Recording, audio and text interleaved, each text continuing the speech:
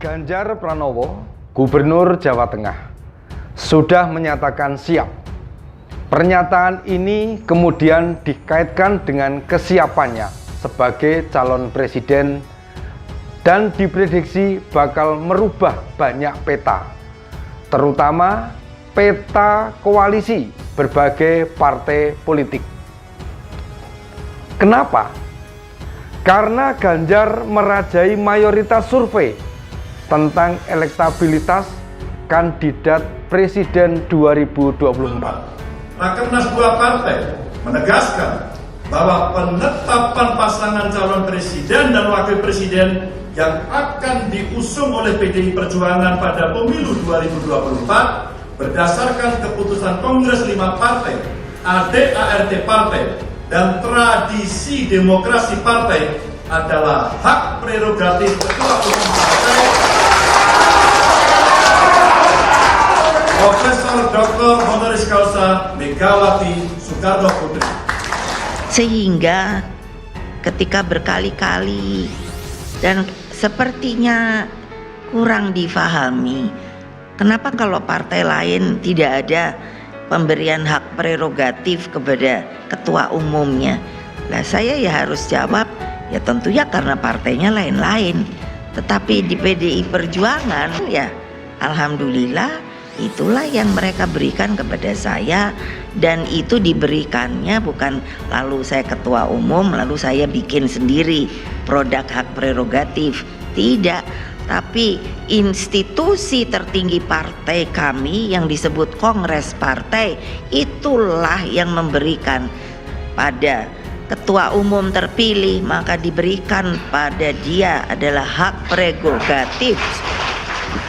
Saya yakin PDI Perjuangan nantinya akan menunjuk Ganjar Pranowo sebagai calon presiden mereka.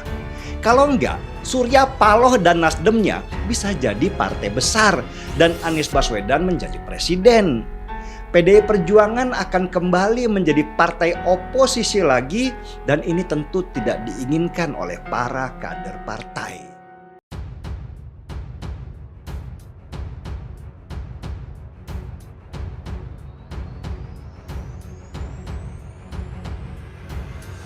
Metamorfosa sikap PDIP usai Ganjar nyatakan siap sebagai calon presiden 2024. Gubernur Jawa Tengah sekaligus politikus PDI Perjuangan, Ganjar Pranowo mengungkapkan kesiapannya maju sebagai calon presiden pada Pilpres 2024. PDIP bermetamorfosa setelah Ganjar menyatakan siap sebagai calon presiden.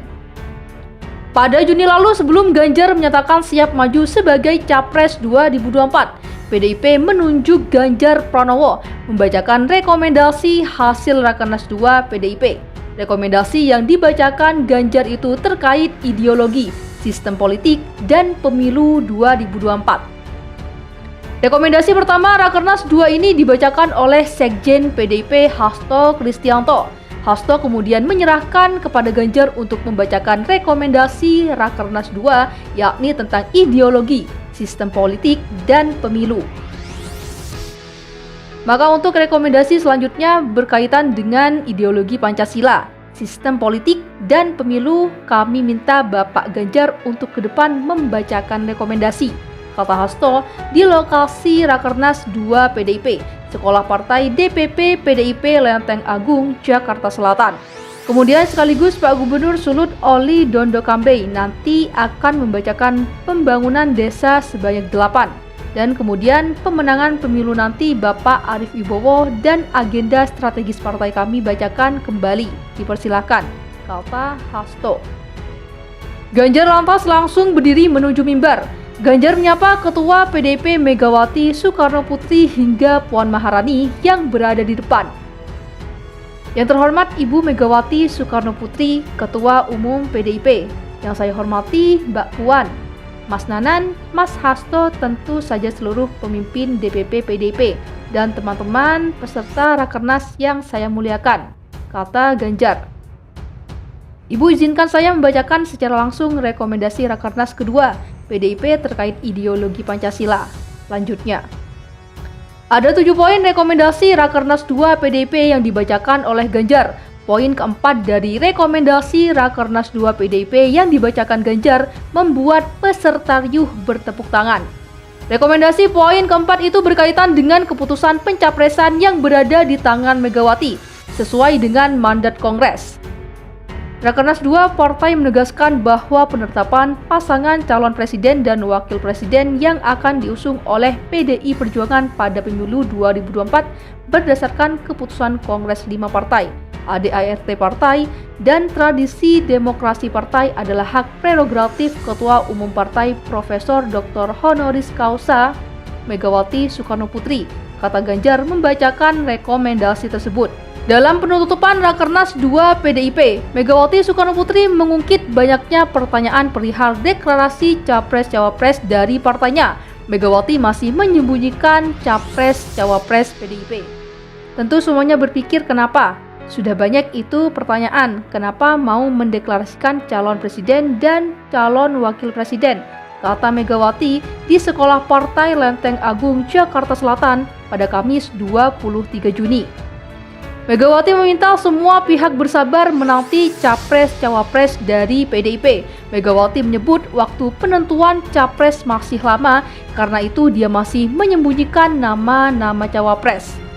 BIN ketika saya diundang ke sana, saya mengatakan begini, dan ini dari sisi pengalaman saya yang bermain politik itu sudah dari tahun 1986. Akhirnya saya membuat kesimpulan, menjadi presiden itu sebetulnya mudah.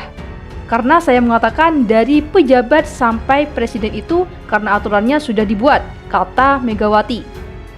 Meski menyebut menjadi presiden mudah karena aturannya sudah ada, Megawati mengakui terus mencari sosok pemimpin yang pas. Megawati harus merenungkan sosok pemimpin agar tepat. Tetapi yang saya renungkan adalah mencari sosok pemimpin, karena kalau pejabat, presiden pun sebenarnya masuk pegawai negeri, kata Megawati. PDIP menjelaskan mengapa Ganjar ditunjuk membacakan rekomendasi hasil Rakernas 2 PDIP. PDIP mengatakan setiap gubernur yang hadir diberi kesempatan.